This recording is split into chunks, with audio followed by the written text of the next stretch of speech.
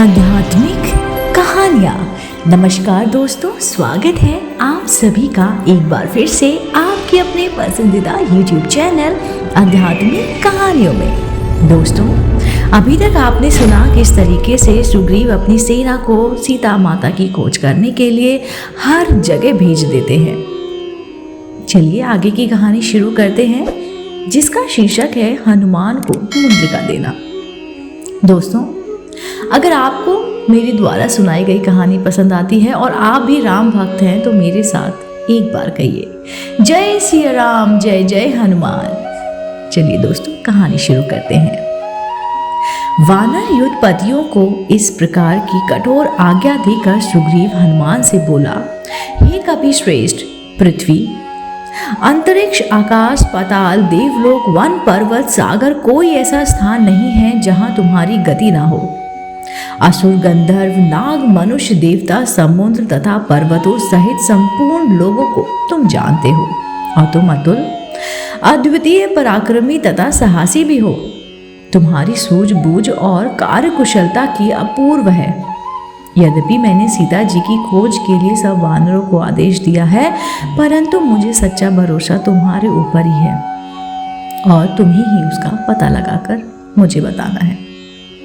सुग्रीव का हनुमान पर इतना भरोसा देखकर राम बोले, हे हनुमान, सुग्रीव की भांति मुझे भी तुम पर विश्वास है कि तुम सीता का पता अवश्य लगा लोगे। इसलिए मैं तुम्हें अपने नाम से सुशोभित अपनी यह मुद्रिका देता हूँ। जब कभी जानकी मिले उसे तुम ये मुद्रिका दे देना।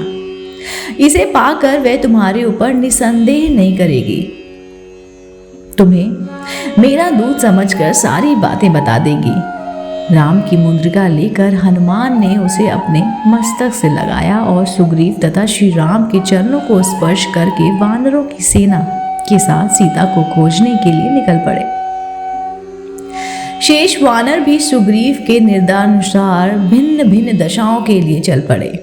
उन्होंने वनों, पर्वतों, गिरी कंदराओं, घाटियों, ऋषि मुनियों के आश्रमों, विभिन्न राजाओं की राजधानियों, शैल शिखरों, सागर द्वीप, राक्षसों, यक्षों, किन्नरों के आवासों आदि को छान मारा, परंतु कहीं भी उन्हें जनक नंदिनी सीता का पता नहीं मिला। अंत में भूख प्यास से व्यस्त हो थक कर उत्साहहीन हुए वे निराश के साथ एक स्थान पर बैठकर अपने कार्यक्रम के विषय में विचार विमर्श करने लगे।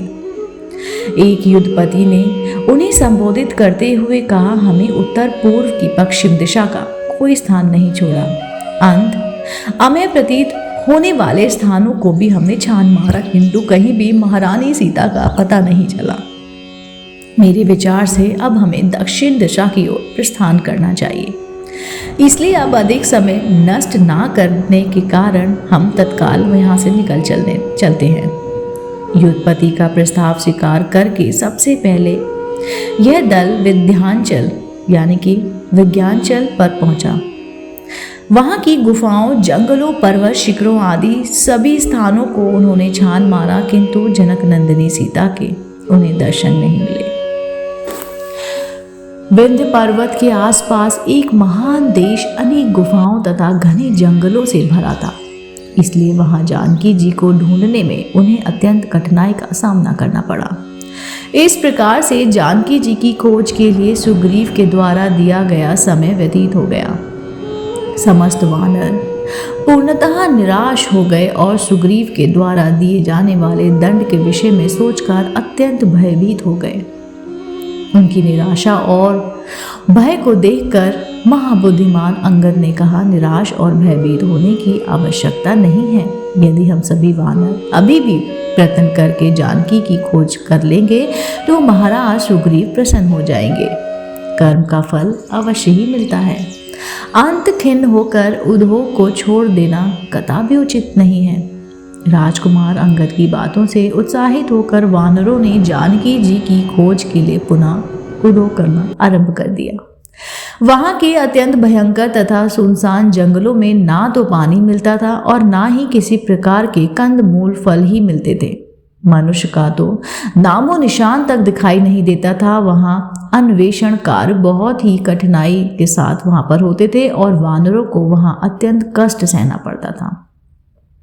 समस्त वानर भूख से प्यास से व्याकुल होकर वहां इधर उधर घूम रहे थे और उन्हें एक गुफा दिखाई पड़ी। वह गुफा यद्यपि अंधकारमय थी, किंतु उसमें एक हंस, क्रोच, सारस और जल से भीगे हुए चकवे निकले हुए दृष्टिगत हुए। उन जल से भीगे हुए पक्षियों को देखकर हनुमान जी ने अनुमान लगाया कि अवश्य ही उस गुफा के भीतर जल का स्रोत है। हनुमान जी की सलाह के अनुसार समस्त वानर उस गुफा में प्रवेश कर गए। दोस्तों, उम्मीद करती हूँ आपको मेरे द्वारा सुनाई गई कहानी हनुमान को मुद्रिका देना पसंद आई होगी। दोस्तों, अगर आप ऐसी ही धार्मिक और पौराणिक कहानी कथाएं सुनना पसंद करते हैं तो आप मेरे चैनल आध्यात्मिक कहानी को तुरंत लाइक कीजिए, शेयर कीजिए और सब्सक्राइब करना बिल्कुल ना भूलिए। मैं आपके समक्ष फिर से उपस्थित होंगी एक नई वीडियो के साथ। आप देख रहे थे आपका अपना पसंदीदा YouTube चैनल आध्यात्मिक कहानियाँ। दोस्तों, अगर आप भी राम भक्त हैं तो मुझे कमेंट करके ज़रूर बताइए और उसमें लिखिए जय सिया राम, जय जय हनुमान।